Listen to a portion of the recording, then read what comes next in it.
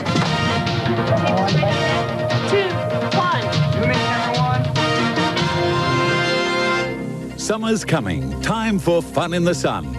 But too often, the backyard pool is a deadly playground. Unsuspecting victims diving headlong into disaster. Script is in. Chicago, we're coming to you first. Audio check, 1, 2. Then to LA. Little kids are taught father knows best. Macaulay Culkin is Hollywood's hottest child actor. But should his dad act as his manager? It's his father that people in the industry say is aware of how much muscle they have and is certainly using it. Kit Culkin's tough talk to movie moguls could have Macaulay sitting home alone. Stand by.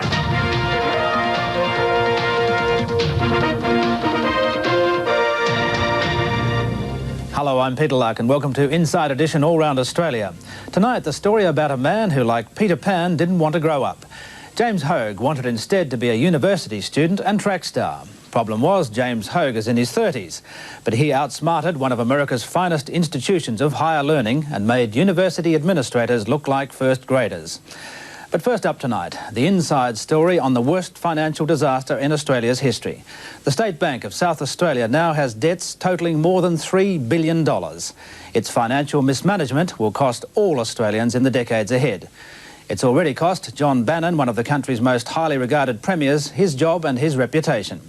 Jacqueline Wilcox reports on the scandal which has rocked the Athens of the South and whose aftershocks have spread across the country. There's something great to smile about South Australia. There's something great to smile. It is horrendous, grossly irresponsible management. I think it's absolutely dreadful. What do the politicians think they're doing? There hasn't been much to smile about in South Australia lately. Last week, the heavens opened, bringing the worst floods in the state's history. The losses were devastating, not the least for the then Premier of almost 10 years, John Bannon, who dodged the puddles and ran the last leg of his political life. John Bannon was once the country's most popular Premier. With approval peaking at 80%, he ran a show everyone wanted to be in on. Just like the Royal Commission. Now he's a political liability, forced to resign, leaving one of Australia's worst financial disasters, massive losses at the State Bank and the Government Insurance Commission as his legacy. There must be some political responsibility taken. I'm prepared to take that political responsibility. Responsibility for some of the decisions which helped the State Bank lose around $3 billion rested with this man, former Chief General Manager John Baker. No, I'm sorry, look, please go away, will you? We've got people like Dean Brown, the Leader of the Opposition, saying that you and all your chums at that bank would never get a job under him. I don't know about that either. Do you think you deserve another job? I haven't got a job. More on Mr Baker and some of the other decision makers later. South Australia's debt is phenomenal, more than $7 billion. Half of that on bailing out its own state bank losses. That's around $5,000 for every man, woman and child in this state, or if you're lucky enough to have a job, around $12,000. Well, we're going to be a long time recovering from this mess, and I think it is truly a disaster. It's the worst government financial bailout in the country, and as this graph shows, on a per capita basis, bigger than that of Victoria and even the staggering fraud of the United States savings and loan debacle, which eventually jailed some of its directors. It gives you an idea of where sheer incompetence as opposed to crookery can get you, and it can be an extraordinarily expensive business. And if you compare South Australia with what happened, say, in Western Australia, where there were, clearly some more criminal overtones into what went on, the total losses over there have been much smaller than they have been here in South Australia.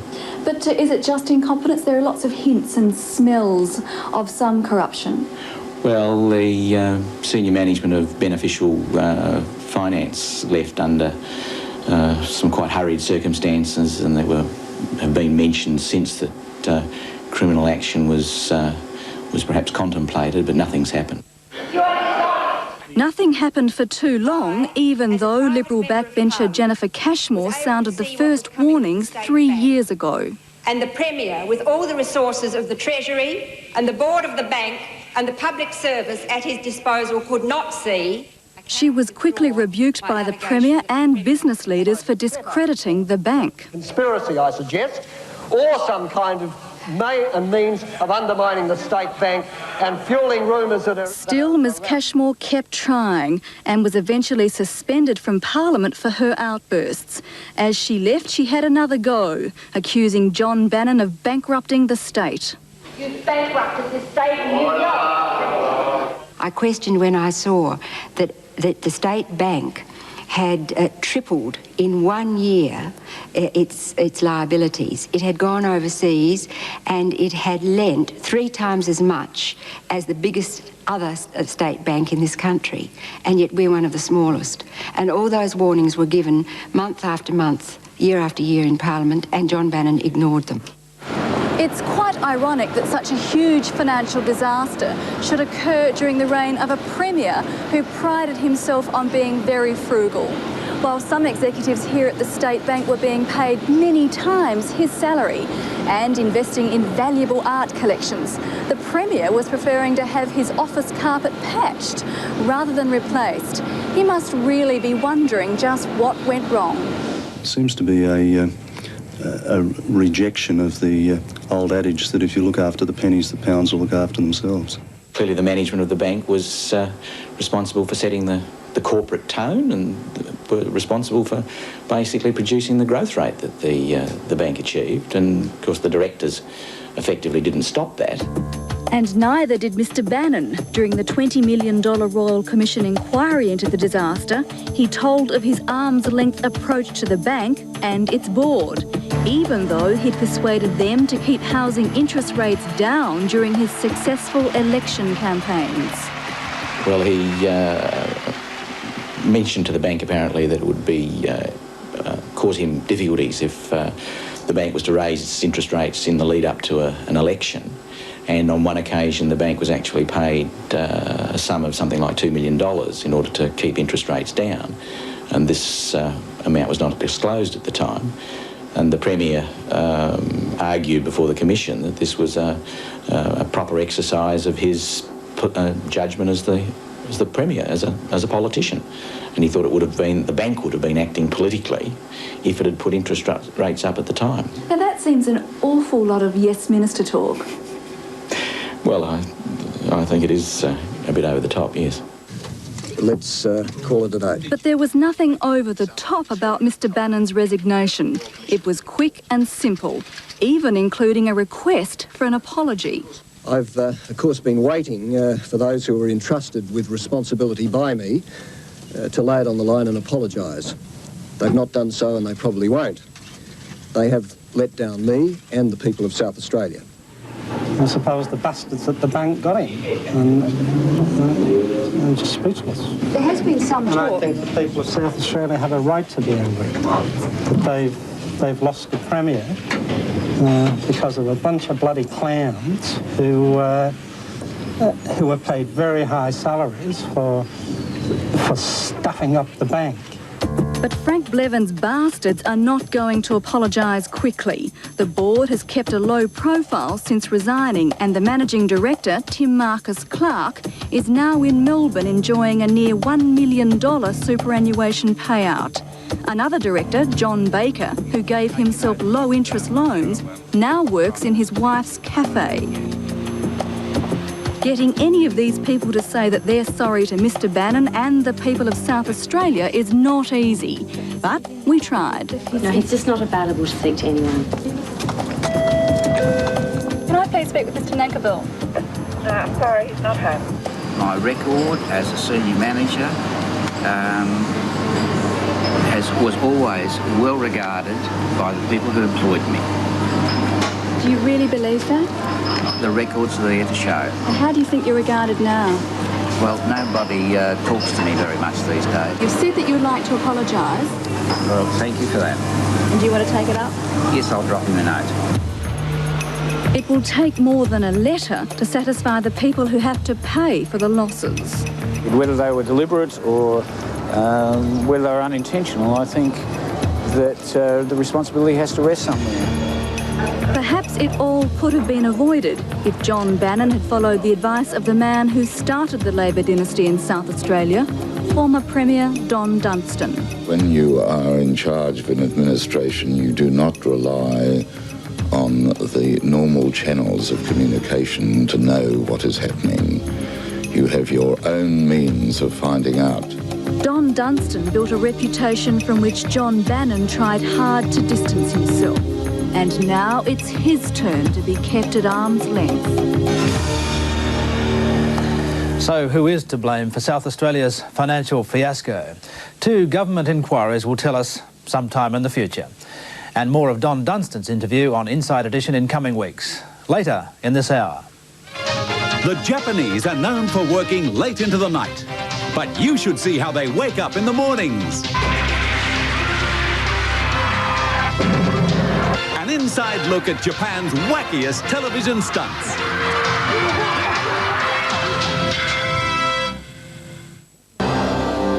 He was considered a hero, a Vietnam vet who helped hundreds of homeless children. But did he, instead of saving them, condemn them to a living hell? Matt Mahar reports on a special Inside Edition investigation. For 12 years, John Wetterer got great PR. Television crews and newspaper reporters from around the world came to his Guatemala City orphanage called Mi Casa.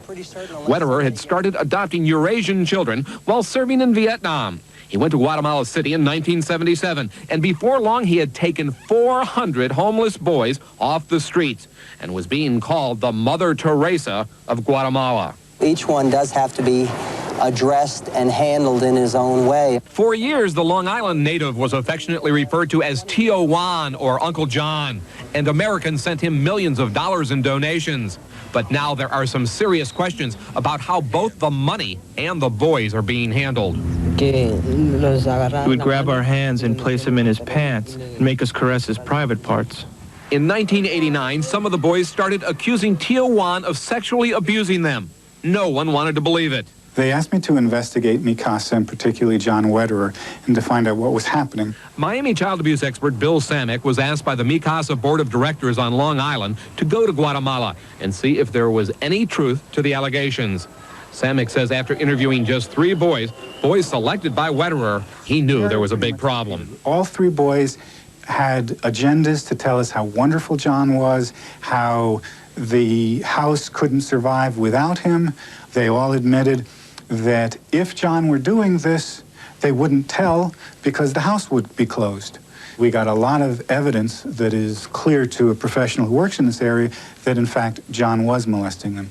After only a half day, Wetterer canceled the investigation, kicked Samick out of Mi Casa, and said he was through with his board of directors on Long Island, a board that had sent Wetterer millions of dollars in donations that had been raised in the United States. At this point, U.S. postal authorities started to investigate. He was representing that he was running a healthy, wholesome atmosphere for these boys, when in fact he was nothing more than a pedophile having his own community of boys, a ready-made pool of victims. That, when you do that and raise funds through the mail, you're committing mail fraud. When warrants were issued in the U.S. for Wetterer's arrest, he became a folk hero in Guatemala City. There were candlelight protests in front of the American embassy, and the Guatemalan government refused to extradite him, saying it was going to conduct its own investigation. Wetterer had made some very powerful friends in the notoriously corrupt Guatemalan government. The investigation has been going on for 3 years, and nothing has happened.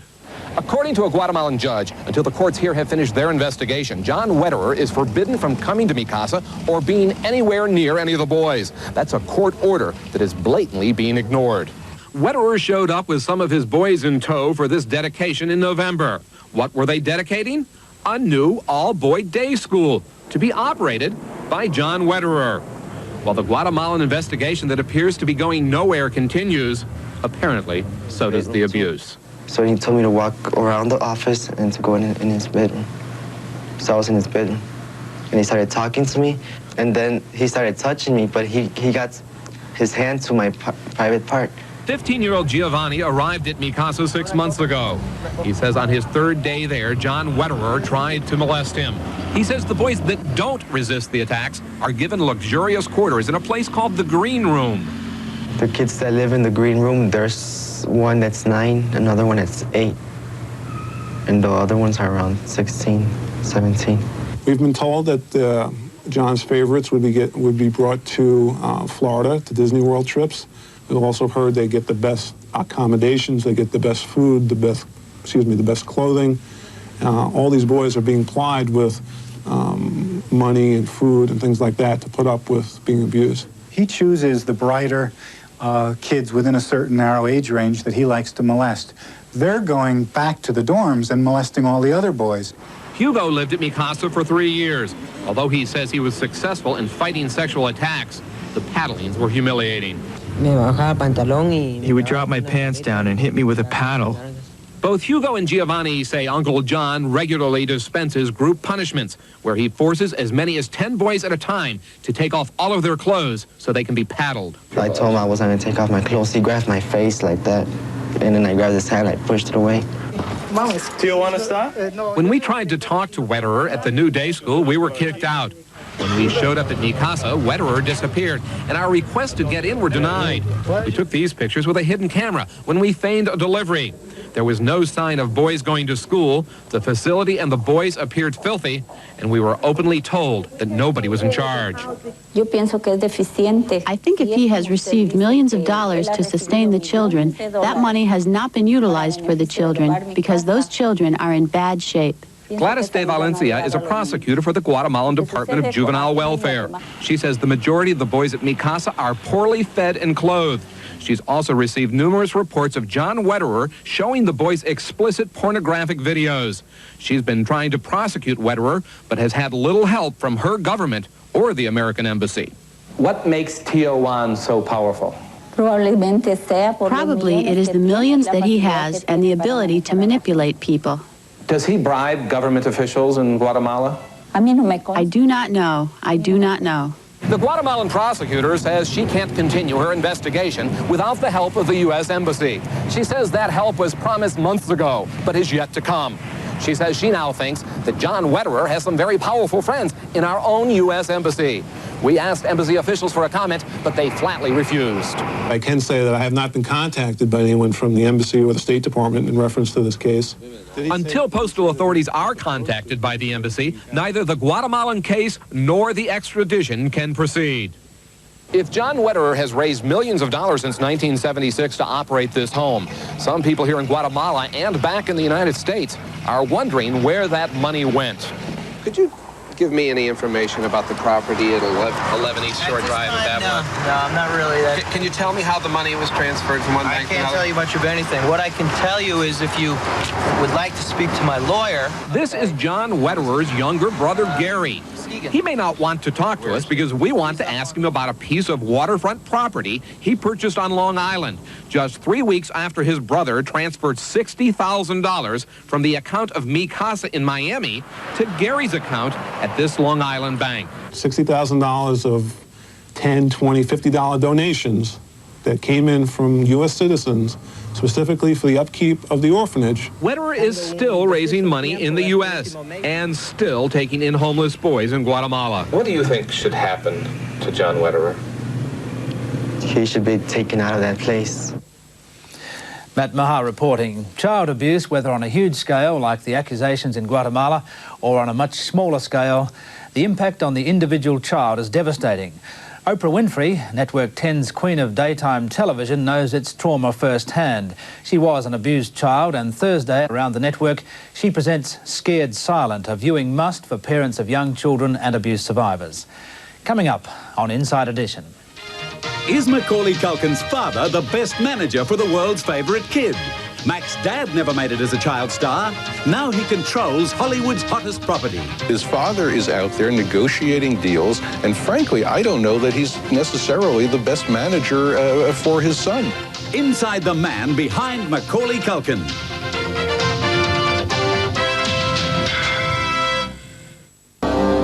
He was a brilliant, handsome athlete with a scholarship to a top American university. Joel Loy reports on the Ivy League con man who made dunces out of the smarties at Princeton.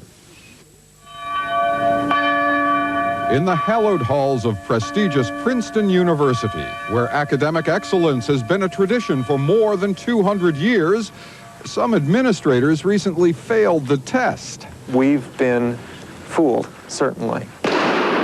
Athletes and coaches of time-honored Ivy League track and field were faked out. I was angry as all get up, and I felt like, hey, I want to choke the guy. In Southern California, a bike manufacturer thought he was dealing with a big wheel. Here I was calling this common criminal doctor. What is he, a doctor of deception? They're all talking about this man, 32-year-old James Hogue, an ex-convict who skipped parole in Utah and crafted a scam that fooled everyone. For nearly 2 years, he posed as a student track star at Princeton University using the name Alexi Santana. Now, Santana told the university he was self-educated, taught himself to read while working as a cowboy way out west. He also said his mother was dying of leukemia in Switzerland. Now, none of that was true, but the university didn't know that, so they considered that story, along with his impressive SAT scores and his athletic track ability, and decided to admit him. Not only that, they gave him a grant that paid for most of his tuition. He made it quite a convincing story. He presented us with quite an elaborate set of documentation that supported the story that he gave us. We trusted him. Hogue was so good at impersonating a college student 10 years younger than himself that even his roommate during his freshman year had no idea, although Hogue did tell some pretty outrageous stories. All of these were believable. I mean, I could believe that he had been a cowboy, a ski instructor, a bike shop mechanic, and a professional cyclist all at once. And Hogue was apparently a very good runner. As a member of Princeton's track team, he won some impressive races. The best distance runner that I ever recruited, because the times that he had attained were better than anyone else coming in from high school. Track coach Larry Ellis believed Hogue's story after being shown newspaper clippings about his past races under the alias of Alexi Santana. That just sort of pepped me up to really get into recruiting him more heavily. Most of Hogue's $20,000 tuition was paid for by a grant that enabled him to live in this stately dormitory. It appeared to be a perfect con job. But this wasn't the first time he'd pulled off a major scam. In fact, Hogue has left a string of angry victims across the country. He left a path of destruction behind him, which was really very hurtful. Back in 1985, Hogue convinced many at Palo Alto High School in California that he was a 16-year-old orphan who wanted to attend classes and run on the track team. I was struck that evening by the number of students who crowded around him, very interested in his story. After Hogue attended classes for 2 weeks, Palo Alto administrators finally discovered they had been taken in. But by that time, Hogue had vanished. They had just taken him in, and they felt instead, I guess I can only use the word duped or betrayed. Well, a real flim-flam man, you know, a real greased snake, you know. San Marcos, California bike frame manufacturer David Tesh says he first met Hogue in 1988. Hogue was posing as a Stanford University PhD. The good doctor ended up ripping off Tesh for some $20,000 worth of bike frames and tools. He's basically an imposter who has gone through life either bamboozling people or just flat out stealing from them. Hogue served 10 months in prison for the bike theft, but while in prison, he began hatching his next scheme. He wrote to Ivy League schools, claiming to be a self-educated ranch hand who needed financial assistance to pursue a degree. So after leaving prison, Jim Hogue, ex-con, became Alexi Santana, Ivy League student at Princeton University. According to friends and teammates, Alexi Santana's first love was competitive running, and that's what eventually led to his exposure. It was at this Ivy League track meet that a young woman recognized James Hogue from Palo Alto High School.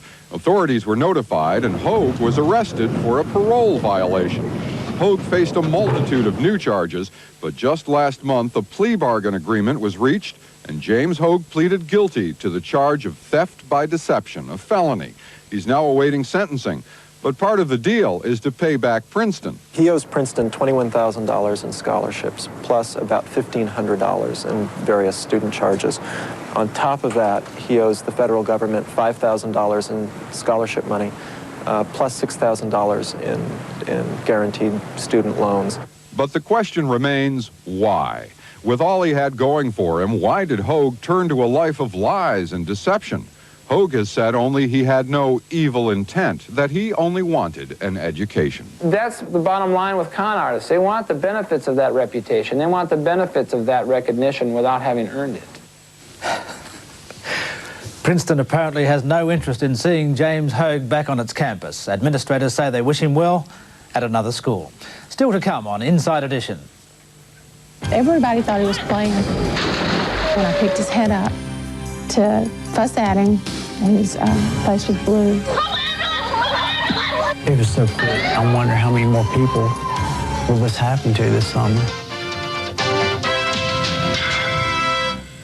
And suffer spinal cord injuries. Some die, others are condemned to life in wheelchairs. Many of these accidents are avoidable and they happen at home. Inside Edition America has investigated the dangers in the backyard pool. Our report begins with some horrifyingly graphic home video footage. A pool party, family and friends. They decided to videotape it for the happy memories. But what they don't know is that a horrible tragedy is happening right before their eyes. A 20-year-old All-American kid named David Clark somersaults into the pool off the diving board. Hardly anyone notices. But nobody saw his head strike the bottom. Nobody knows he's broken his neck. He is drowning, helpless.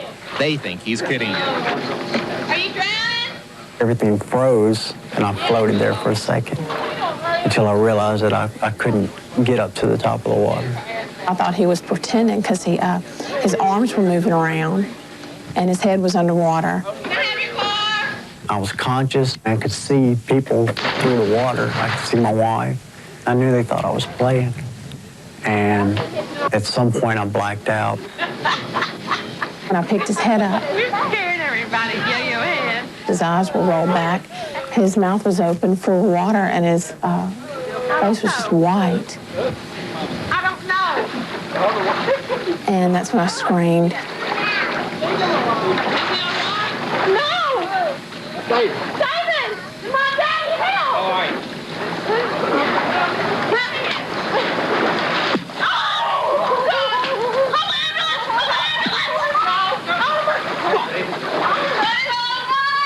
More than 3 minutes after his dive, only with the help of CPR, David begins breathing again. His family thought he would be all right. Deep breath. Breathe. You're okay. Deep breath. That was 1989. Today, the horror has faded some, but David and Nancy Clark will never forget. David is a quadriplegic. His neck broken the moment he hit bottom. It was an accident that he and many diving experts say should not have happened. There are several 100,000 pools being built every year, and most of them are defectively designed. They cannot safely accommodate diving. As many as 800 recreational divers suffer traumatic spinal cord injuries every year, more than all other sports combined. Most occur when people unknowingly dive into lakes and rivers or into the shallow ends of swimming pools. But every year, people become paralyzed simply by diving from a diving board into a swimming pool. It's where you're meant to dive from. It's the diving board. Why put the diving board there if it's not safe to dive from? I don't understand. And neither do the owners of the pool. I would have never put a diving board that's not safe. I encourage, this is my children I'm talking about. This is who swims and dives. It's your children. They're not safe. I didn't know. Here's the problem. Lacking any federal or state regulations, the swimming pool industry has been left to develop their own minimum standards for residential pools. The smallest swimming pool designed to be used with a diving board calls for just 7.5 feet of water. That depth is required to be carried out only 7 feet from the end of the diving board before it hits this upslope. Now, it's this upslope that people like David Clark and others have hit with such a force that it breaks their necks. I call it the quad wall, because that's what produces quadriplegics. In every one of the springboard diving accidents that I've investigated, a total of 80 of them, they struck that wall. Dr. Milton Gabrielson has been studying diving injuries for 25 years. He says the area of the pool intended for diving needs to be deeper, and that upslope wall needs to be moved back.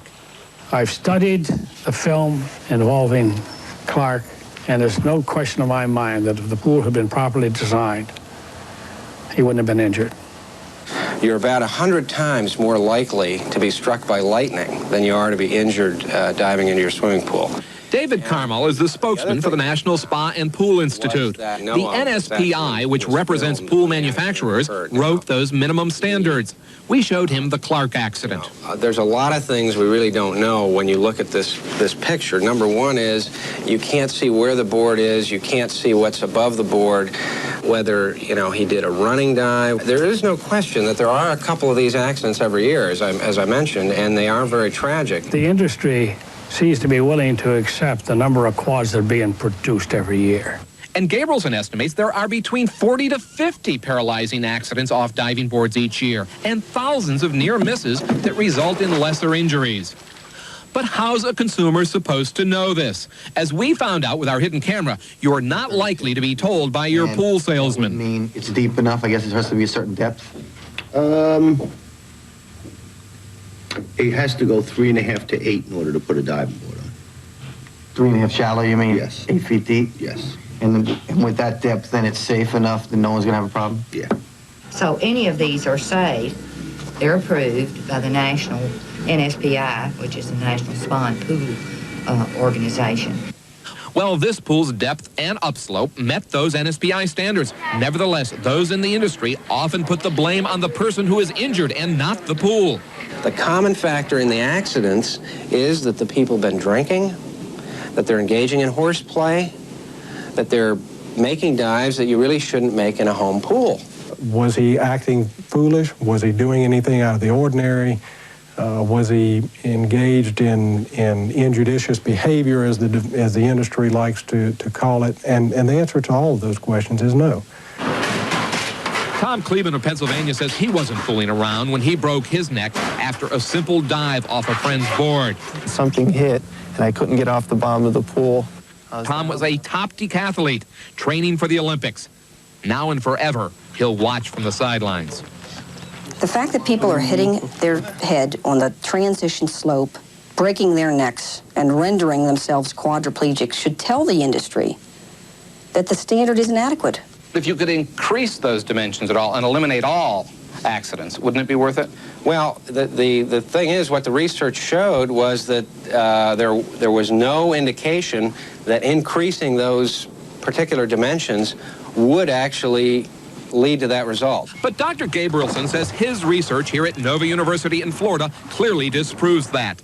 Watch where these divers intersect the black outline of where the upslope would be in a pool that met NSPI standards. We have to anticipate everything that a person can possibly do and build a pool to make it safe for him to do that dive. Mr. Gabrielson's entitled to his point of view, but the majority of safety experts, the people from the Red Cross, from the National Public Health Service, the CPSC, all the other commenters came to a consensus that the NSPI pool dimensions were adequate and safe for swimming pools. But that's simply not true. Each of the groups he just mentioned told us they do not agree with the NSPI standards. For instance, the Red Cross recommends, for diving to be safe, the water should be at least 9 feet deep.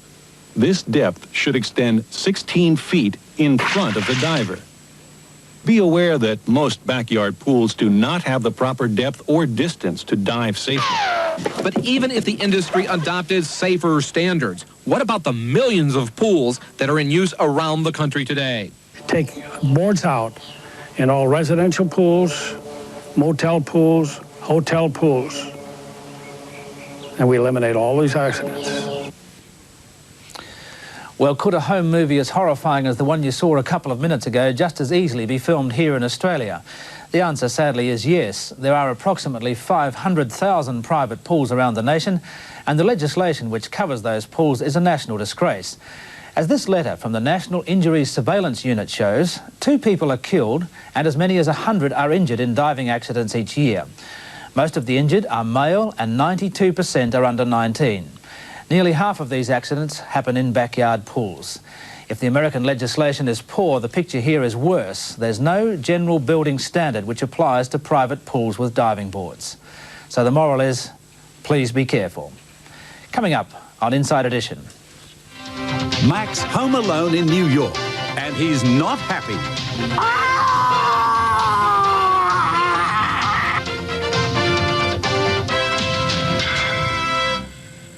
Grossed hundreds of millions of dollars and made a star out of Macaulay Culkin.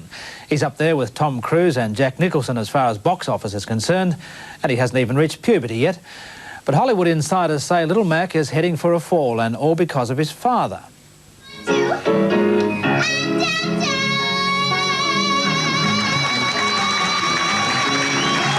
A new musical about the cutthroat world of child stars just opened in New York. It's called Ruthless and stars Ford model Laura Bundy, who's 11 going on 20. Laura knows something about child stars. She goes out with the Home Alone kid, Macaulay Culkin. Dates with Mac get to be a zoo like this because he's the only child star in Hollywood that can pull in $500 million at the box office. And Ruthless is how some Hollywood insiders describe the tough negotiating style of Mac's dad, Kit Culkin. It's said he held Fox to ransom over the Home Alone sequel due this fall. Hollywood Reporter columnist Martin Grove. But his father is out there negotiating deals, and frankly, I don't know that he's necessarily the best manager for his son. Kit Culkin was an actor and appeared on Broadway, but his career faltered. He had to take a job at this Catholic church in New York for a break on fees at parochial school. In those days, the family of 9 lived in this cramped 2-bedroom apartment above a Manhattan diner. They're very offbeat. They don't seem like typical stage parents. They seem almost like, I think I've seen them referred to as New York hillbillies. Hillbillies they may be, but Little Mac struck oil in Hollywood. Well, I was doing this play, and people saw me, then I got auditions. The more people saw me, then I got more auditions, you know. And then I got movies. Mac is the 3rd Culkin child. He made his screen debut at age 7 opposite Burt Lancaster in Rocket Gibraltar. Drink this, Grandpa. Don't made it fresh. He was another cute kid in Jacob's Ladder with Tim Robbins. Don't shut it. But his breakthrough comedy role came as John Candy's nephew in Uncle Buck. What's your record for consecutive questions asked? 38. That led to Home Alone, the highest-grossing comedy in history. Director Chris Columbus. Action! We looked at about 300 other kids, and we came back to Mac because he's so, in that area, in that age range, he's so far above anyone else. I mean, he's just a unique kid. Mac got just $100,000 for Home Alone, but it made him and his father, Kit, among the most powerful figures in Hollywood. So while Mac played with his Game Boy like any other kid, Dad was playing with his calculator. I think that Kit Culkin has Fox over a barrel, because you cannot make a sequel to Home Alone without Macaulay Culkin. No way. For Home Alone 2, Kit Culkin demanded and got a complex deal that could net his son several $1 million. But that was just the start. Michael Lehman, seen here directing Bruce Willis in Hudson Hawk, was days from shooting a Fox movie called The Good Son. Kit Culkin demanded a role for Mac. Lehman said no. Though the director didn't want Mac for the role of a 12-year-old psychotic boy, his father apparently became convinced that this was a role that Mac needed to do, that Mac needs to break away from his Home Alone image.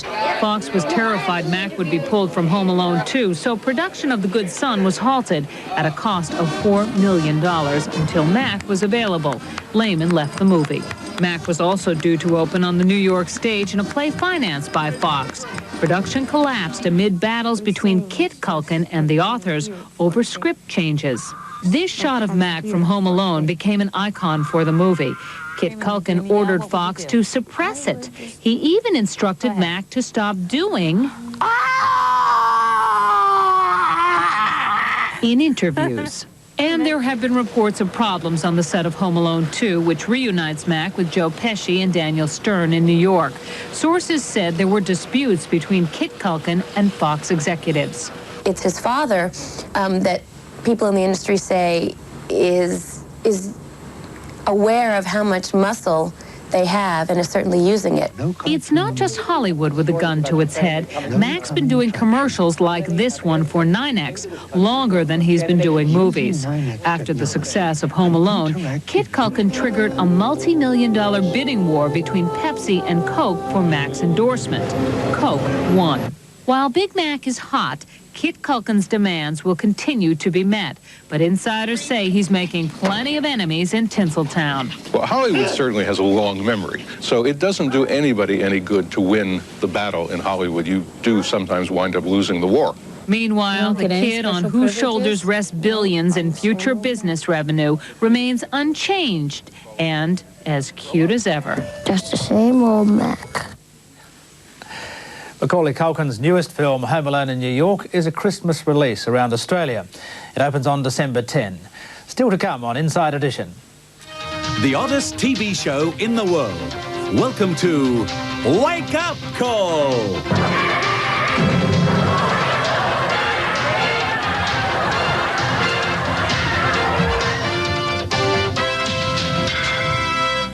Put the radio alarm on low or set the clock for a gentle pulse.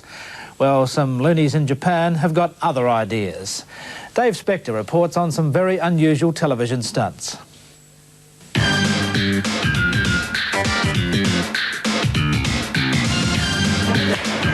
Tokyo is a city that never sleeps. Well, almost never. Most people stay at the office until 8 or 9 o'clock at night, and then they go out partying with the boss. So by the time most Tokyo workers get to sleep at night, they need more than just a cup of coffee to get them up in the morning. A lot more.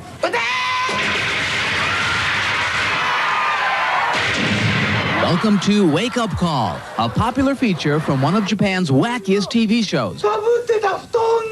These sneak attacks are just for laughs. Each gag is elaborately staged for the camera, but the sleeping Japanese celebrities really are caught by surprise.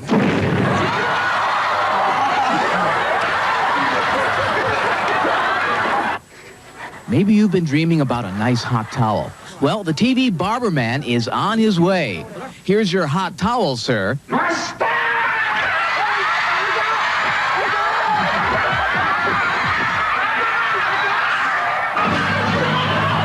Or maybe this sounds like music to your ears. A pulse-pounding heavy metal band right in your own bedroom.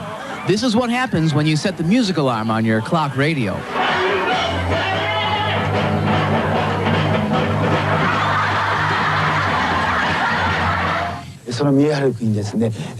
Check out this dude ranch. Here's our lonesome cowboy, sound asleep. Shh, here come the Indians. First, a little fresh air. Using a specially constructed bed, the pranksters haul him out to the main street. Now he's in for the ride of his life.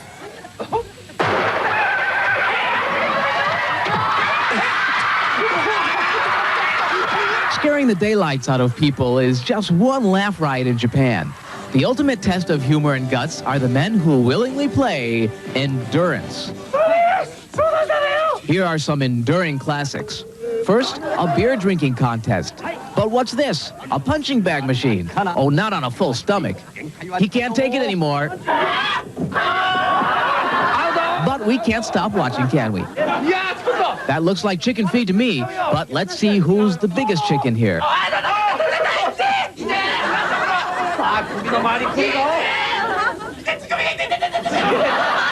If you think that's hot, try this Tabasco, and then strap on the feed bag. That's right, green horseradish up your nose. But you can wash it down with Tabasco.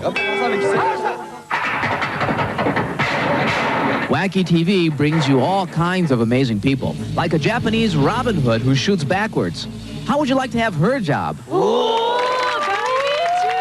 Stupid pet tricks are big here, and so are stupid human tricks. That's where the foreigners go all out.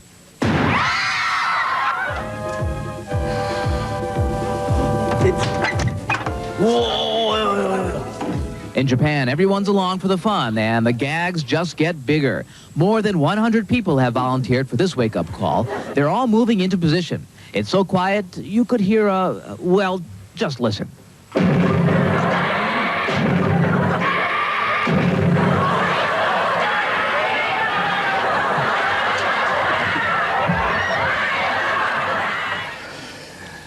I think I'll stick to the natural method, an elbow in the ribs.